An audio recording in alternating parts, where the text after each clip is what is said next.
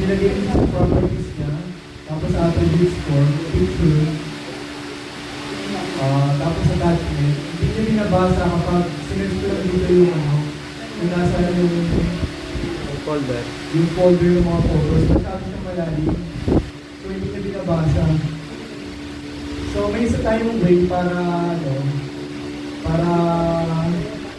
mabasa ng Ingayas yung mga photos sa iyo.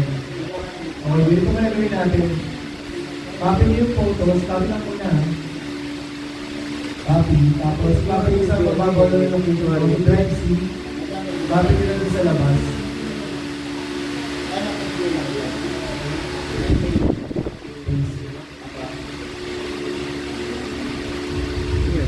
Okay na, nasa drive C na lahat.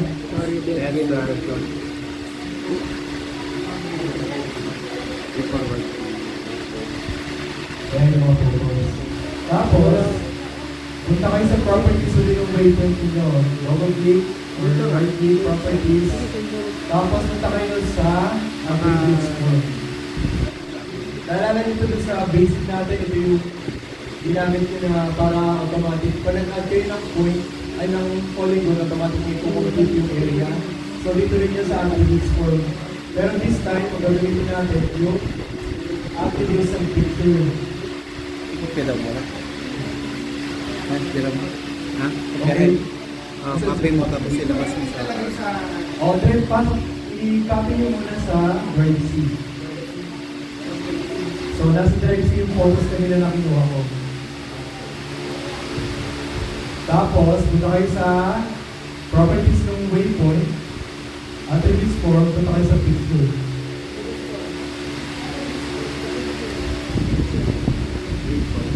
And then yung widget type, magulit nyo siya. Hanapin nyo po yung attachment. Widget type. Ang default kasi na text edit, so gagawin natin sa attachment.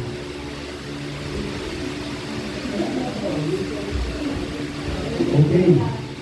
Tapos, sa default path niya, hanapin natin yung nasa Drive C na photos. Drive C, photos, select folder. Pwede na ako direct mo lang. Pag-bits man yan. Okay. Sa widget type, gawin natin attachment. Default path. I-drop mo yan. Hanapin mo kung nasa nakalagay yung photos. Select folder. Tapos, punta kayo sa baba. Integrated document viewer. Nakalagay no content yung type niya. Gawin nyo yung image. So, hindi sinasabi ko kanina na pwede kayo maglagay din ng video. So, maraming choice eh. Image, audio, video, Recording stopped. web view, video.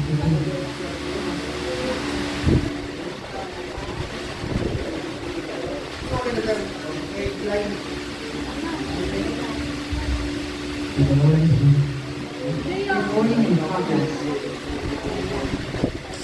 okay, type natin is image. Tapos, siguro lagyan natin ng 400 by 400 pixel. Pixel ito 400 by 400 pixel.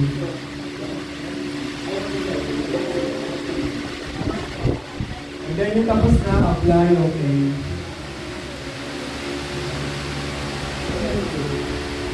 Okay, try nyo po ulit, identify tool. Tapos click nyo na yung points. Wala pa din sa... Kamusta? Baka nasa baba lang ha. Baka nasa baba. Bakit ka identify tool? Wala sir. Baka nasa baba sir. Wala pa din.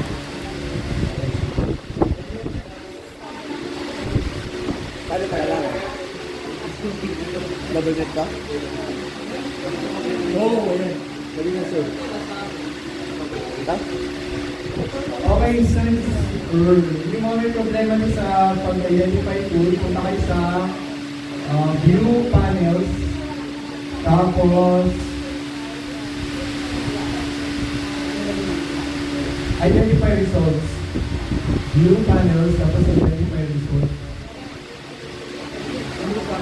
View panels, identify results. Ito yung lumalabas sa inyo eh. Ito yung lumalabas nyo. Yan, check lang, sir. Yan, tapos punta kayo sa range. Pinakababa, sir. View, ano pa ba na sa view, panels, tapos identify. Kung tapos yung mga naka-okay na, punta kayo sa range. Saan lalabas? View, punta ka sa view. Hindi, pero lang. View, sir. Ito yan? Ito? Tapos panel, Hindi, ito. pinakababa. Ito? Ito yan? Ha? Ito? Ito. Pinakababa pa. Ito? Settings. Tapos, auto open. Open. Say sa mail. Sabi.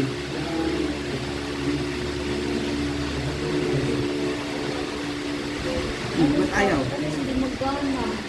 Ito lang picture. Ganun. Okay, pag lumabas na identify yung result panel nyo, click yung range, dapat naka-check yung auto-open possible to result.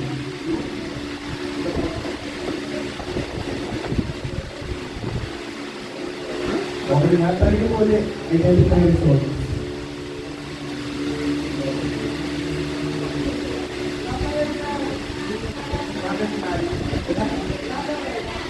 Wala.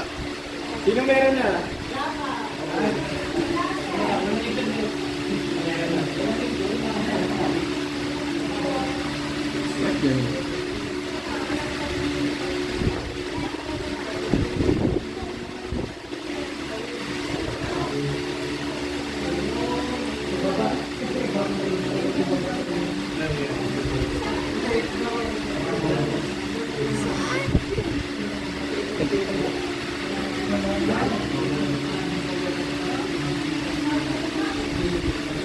Kailangan ba yung kapag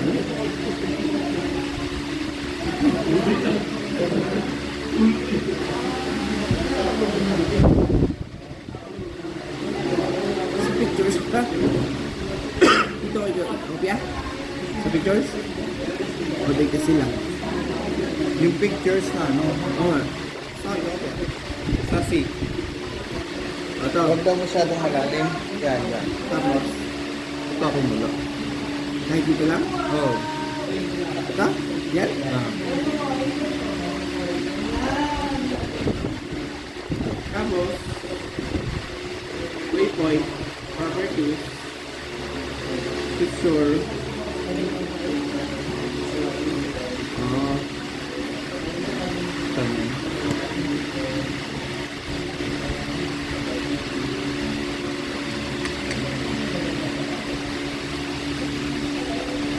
ba't wala pa rin?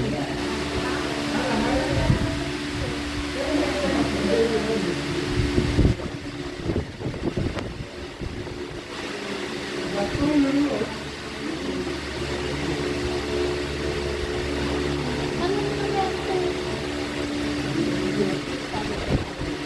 Bakit nga din? Iyak ang code na lang.